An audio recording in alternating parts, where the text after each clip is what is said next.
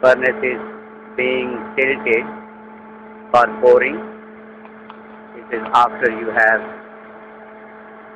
used it and have mold.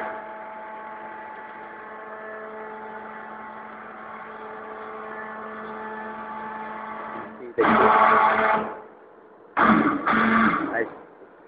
is going back to its original position.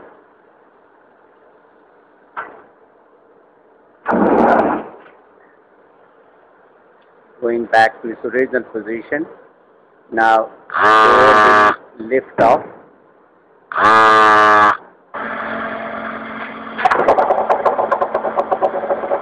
And you can pour the metal, the ingots in there for charging, and after the charging it closes automatically. It is hydraulically. Simple operation. You can charge up to 5,000 kilo at a time. Thank you.